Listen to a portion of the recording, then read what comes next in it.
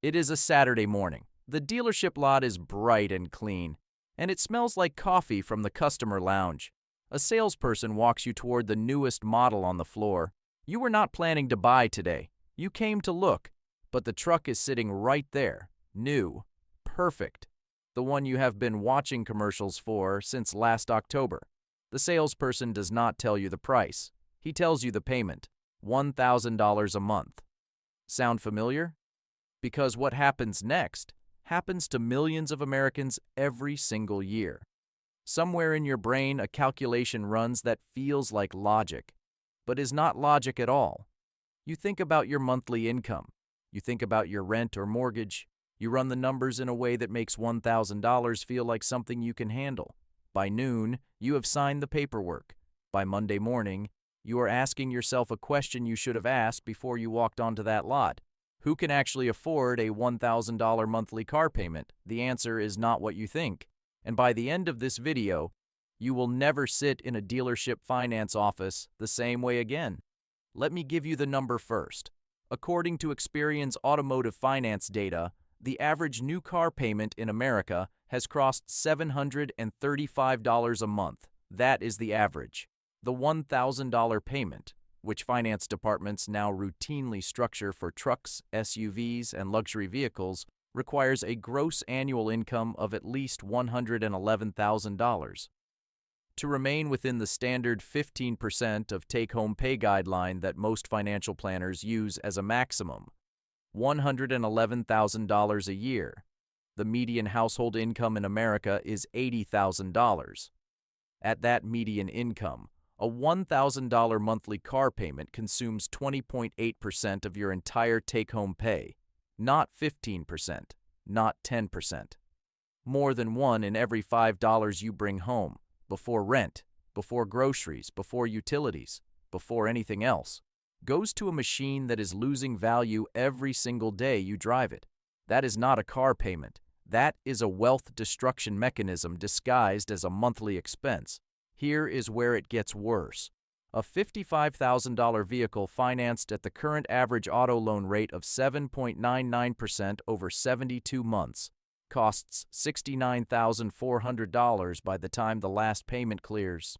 You paid $14,400 in interest alone for a vehicle that was worth $44,000 after the first year, and $31,790 after 3 years. You borrowed $55,000. You paid $69,000. It is worth $31,000. The math does not survive daylight, but here is the number that should stop you cold.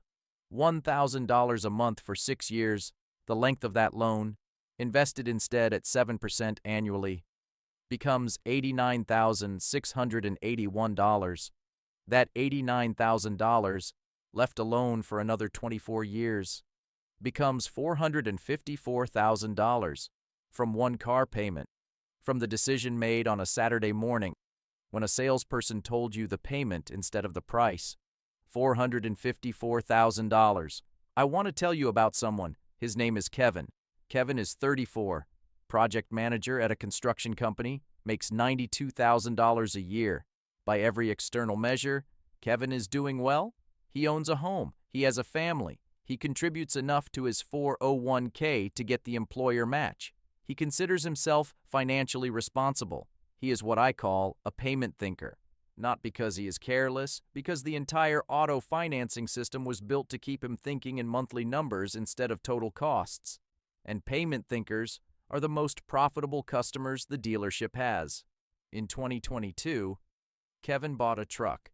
He did not set out to buy a $1,000 per month truck. He set out to buy a $40,000 truck. But the dealership was low on inventory, and the model he wanted was only available in the premium trim. The finance manager showed him the numbers, with his trade-in and a 72-month term. The payment came to $987 a month, $13 under $1,000. Kevin focused on the $13 gap, rather than the total.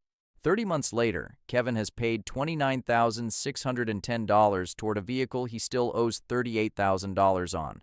He has experienced what every payment thinker eventually experiences: the specific weight of a monthly obligation that does not shrink in proportion to his financial progress everywhere else. His emergency fund has not grown. His investment contributions above the employer match have not started. Every month, the $987 leaves first, and everything else is built around what remains. He did not buy a truck. He bought a 6-year subscription to financial immobility. And Kevin is not unusual. He is not financially irresponsible. He is the person the modern auto financing system was specifically designed to capture. Here is the mechanism. The auto industry made a deliberate strategic decision decades ago to move consumers from thinking in total prices to thinking in monthly payments. This is called payment selling, a documented sales technique taught in every dealership finance training program in America. The finance manager's job is not to sell you a car. The finance manager's job is to find the monthly payment that fits inside your existing budget without triggering alarm, and then structure the loan term, the interest rate, and the add-ons around that number. That is why the salesperson told Kevin the payment was $987. Not because the truck cost what it cost, because $987 fits inside Kevin's psychology, in a way that $59,000 does not. The loan term is the primary tool. A 48-month loan on the same vehicle would have produced a payment Kevin could not rationalize, so they extended it to 72 months.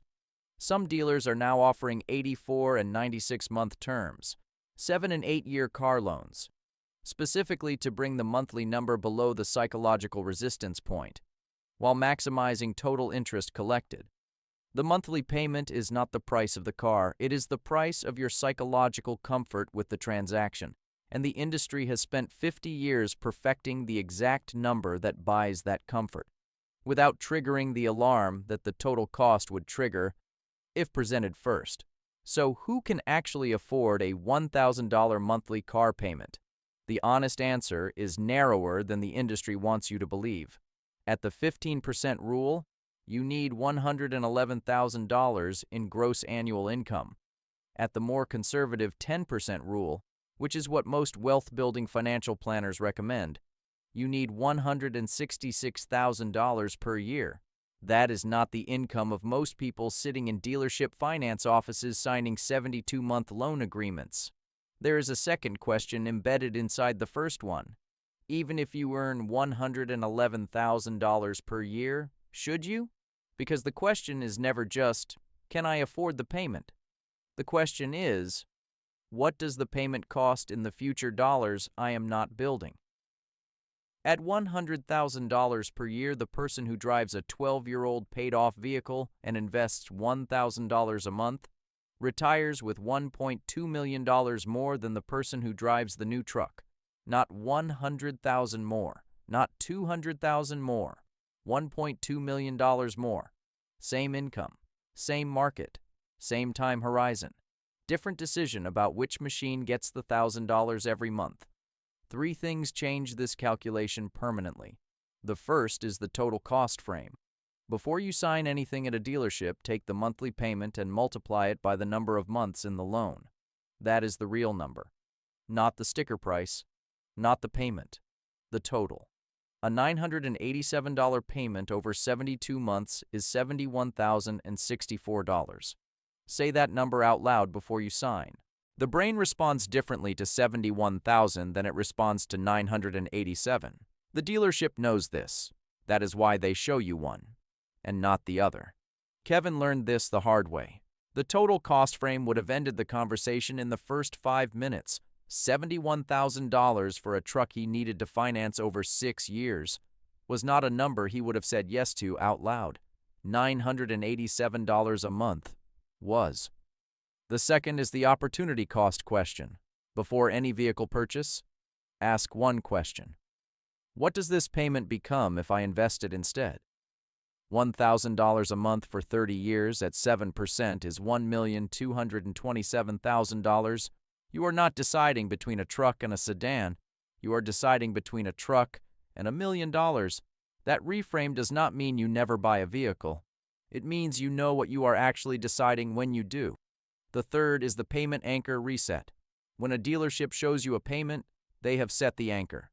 Every negotiation that follows happens relative to that anchor. The most powerful move you can make is to bring your own.